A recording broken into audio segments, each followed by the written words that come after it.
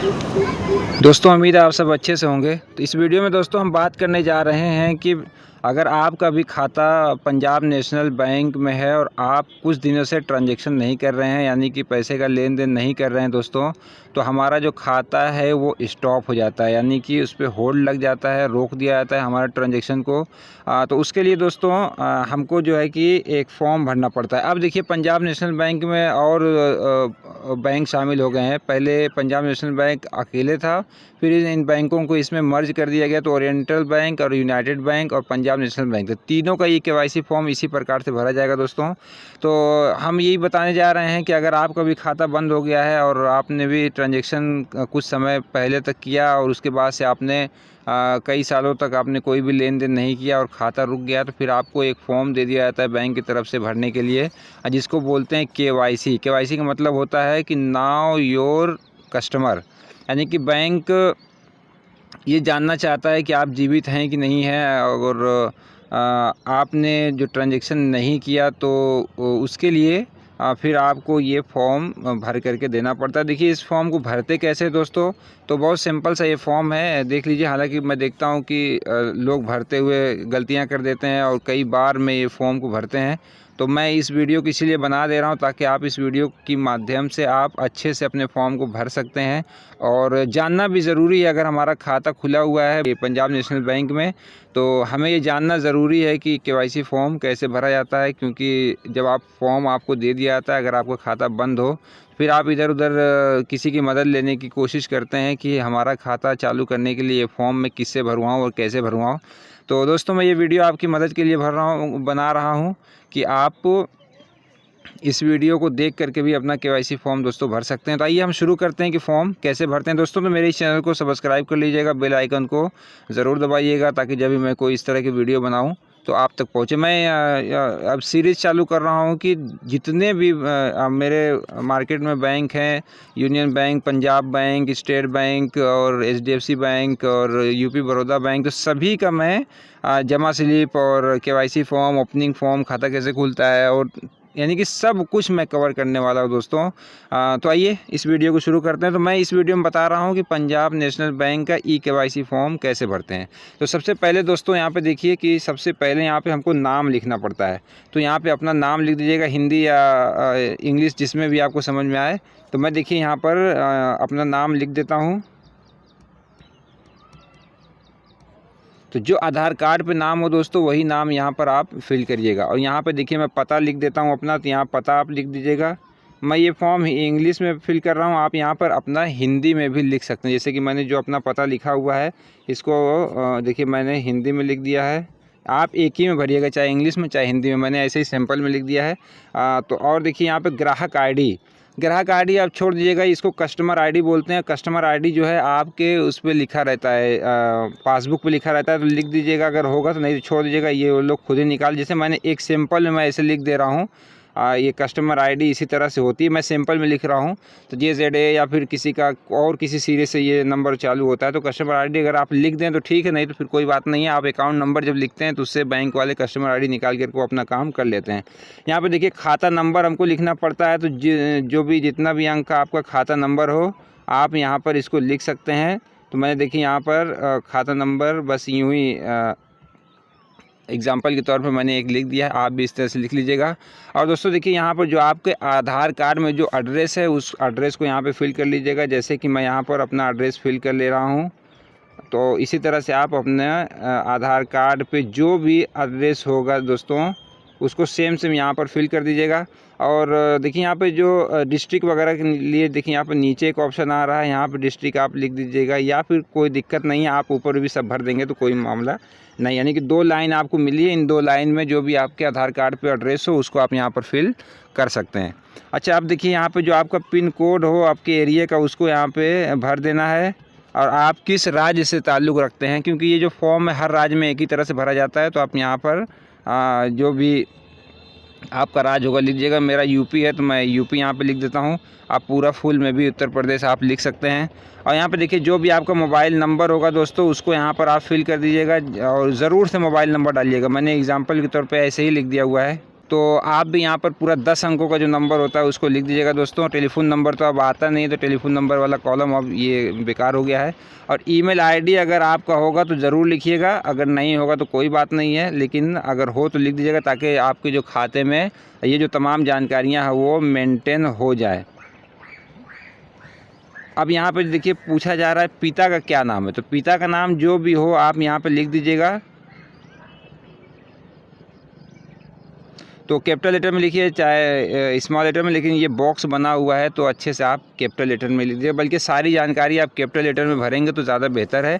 और अगर आप स्मॉल लेटर में भी लिख देते हैं तो कोई बात नहीं है। पति या पत्नी का नाम, तो अगर आप खुद अपना फॉर्म भर रहे हैं तो फिर आप यहाँ अपनी पत्नी के नाम लिखेंगे, और अगर जो है कि अपनी पत्नी का फॉर्म भर रहे हैं तो फिर यहाँ अपना नाम लिख देंगे, पति का नाम लिख देंगे। तो जैसे मैं यहाँ पर कुछ भी यहाँ पे एक नाम दे देता हूँ, तो इस तरह से देखिए अपने पत्नी का नाम यहाँ पे लिख दीजिएगा, यहाँ पे अपने फादर का नाम लिख दीजिएगा। और माता का नाम क्या है, तो माता का नाम भी यहाँ पे आप कुछ भी जो भी आपके मम्मी के नाम हो तो यहाँ पर अपनी मम्मी के नाम लिख दीजिएगा। तो मैं दोस्तों ये जो सारा नाम मैं जो फिल कर रहा हूँ, पिता का, पति का, पत्नी का या माता का, ये सब मैं डेमो के तौर पे नाम दे रहा हूँ। तो आप लेकिन अपना जो नाम सही होगा वो यहाँ पे फिल करिएगा। पिता का नाम या पति का नाम अपने आधार कार्ड पे जो लिखा हुआ होगा वो डाल दीजिएगा, है ना। अगर आपकी शादी हो गई हो तो आप यहाँ पे पति या पत्नी के नाम लिख दीजिएगा, और माता का नाम अपना यहाँ पे लिख दीजिएगा। तो डेट ऑफ बर्थ है वो अपना यहाँ पर फिल कर दीजिएगा। देखिए मैंने यहाँ पर डेमो के तौर पे एक डेट ऑफ बर्थ लिख दिया है। और यहाँ पे जो है पैन नंबर अपना लिख दीजिएगा। देखिए मैं जैसे मैंने ऐसे ही एक पैन नंबर लिख दे रहा हूँ।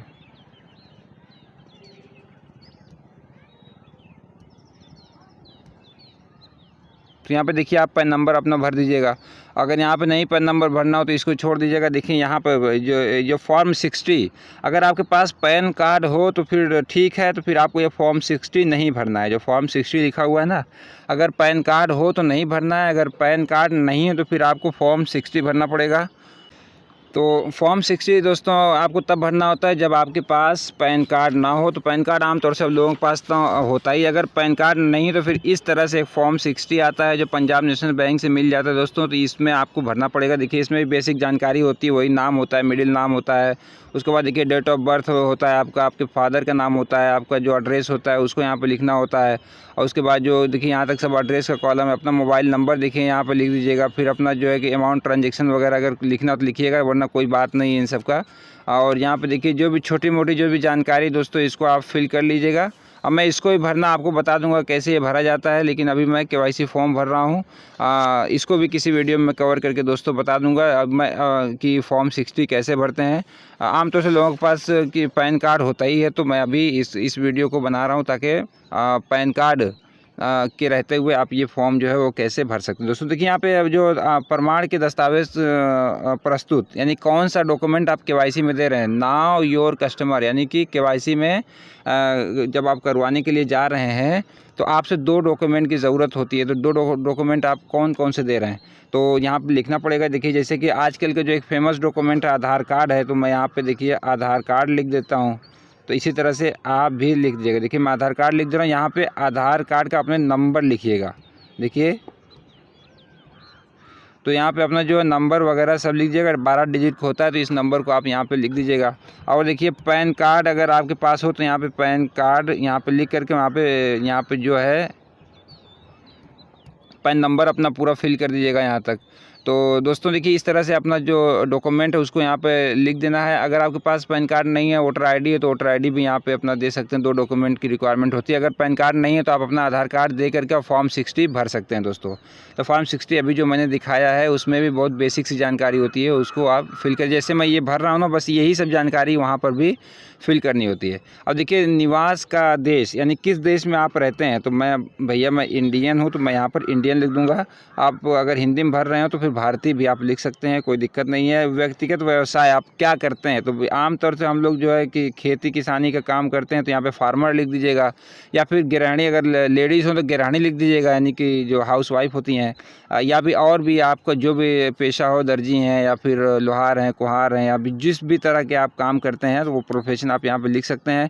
अच्छा, ये जो खाता है दोस्तों, ये खाता सिंगल है कि जॉइंट है? देखिए यहाँ पे लिखा हुआ है कि जो ये खाता है जॉइंट ऑपरेट होता है कि सिंगल ऑपरेट होता है, या फिर कंपनी का है या ट्रस्ट का है या किस चीज़ का है। तो आमतौर से जो खाता लोग खुलवाते हैं दोस्तों वो सिंगल ही ऑपरेट होता है। तो यहाँ पे देखिए सिंगल पर आपको टिक कर देना, यानी व्यक्तिगत। मेरा जो खाता है देखिए सिर्फ मेरा ही नाम से चल रहा है। अगर इसमें मेरे पत्नी का नाम शामिल हो या मम्मी का नाम शामिल हो तो फिर आपको भागीदारी यानी कि जॉइंट वाले पे क्लिक करना पड़ेगा, टिक लगाना पड़ेगा, लेकिन मेरा ऐसा नहीं है। अच्छा देखिए, ये वार्षिक आय पूछ रहा है इन लाख्स, कि आपकी जो वार्षिक आय है वो कितनी है। तो यहाँ पर लिख दीजिएगा 60,000 रुपये आप डाल दीजिएगा ऐसे ही, या 60,000 रुपये कम से कम आप डाल कर यहाँ पे लिख दीजिएगा लेस, यानी 60,000 रुपये से कम मेरी आय है, जो कि सालाना है। तो यहाँ पे लिख दीजिएगा आय का प्रमुख स्रोत क्या है, तो भैया मैं खेती किसानी करता हूँ, तो यहाँ पे आप फार्मर लिख दीजिएगा। अगर हिंदी में भरा तो यहाँ पे किसान लिख दीजिएगा, किसानी या कुछ भी लिख दीजिएगा।